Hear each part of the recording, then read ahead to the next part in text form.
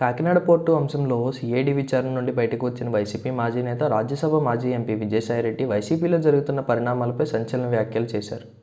YCP నేత, ప్రభుత్వ మాజీ సలహాదారు సజ్జల రామకృష్ణారెడ్డిపై విరుచుకుపడ్డారు.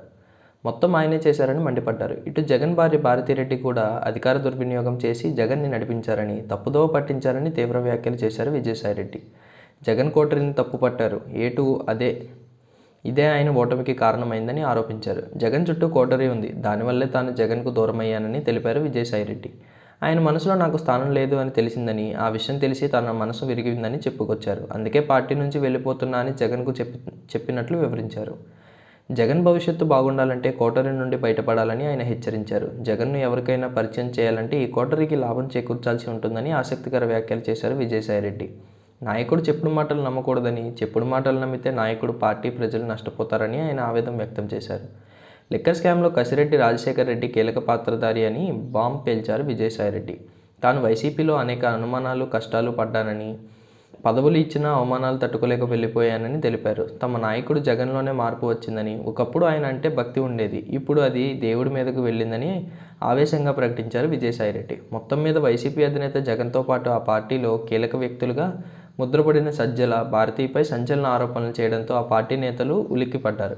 జగన్ సన్నిహితుడిగా, ఆయన తర్వాత పార్టీలో నెంబర్ 2గా వ్యవహరించిన విజయసాయిరెడ్డి నేడు ఆయనకు శత్రువుగా మారడం ఆ పార్టీ వర్గాలలో దుమారం రేపుతోంది. ఆయన అప్రూవర్గా మారితే పరిస్థితులు ఏ రేంజ్లో ఉంటాయో అనే భయం వైసీపీ నేతలను వెంటాడుతోంది. మరి విజయసాయిరెడ్డి తనకి తెలిసిన లోగుట్టు బయటపెడతారా లేదా అనేది వేచి చూడాలి. మరోవైపు మంత్రి నారా లోకేష్పై డిప్యూటీ స్పీకర్ రఘురామకృష్ణరాజు ప్రశంసల వర్షం కురిపించారు. బాగు చేసే లీడర్ను చూస్తున్నానంటూ లోకేష్ను పొగడతలతో ముంచెత్తారు. ఇంతకీ రఘురామ్ ఏమన్నారంటే, వ్యవస్థ బాగుపడాలన్నా, నాశనం కావాలన్నా నాయకుడే ముఖ్యం.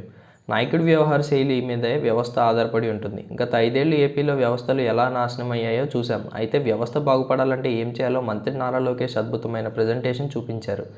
నేను కామెంట్లు చేయడం తప్పితే ప్రశంసలు ఇవ్వను, కానీ మీరు ప్రజల మనసు దోచుకున్నారనడంలో ఎలాంటి సందేహం లేదన్నారు రఘురామ. పాఠశాలలకు 0, 1, 2 కాకుండా 3, 4, 5 సార్లు ఉండాలని చెప్పారు రఘురామ.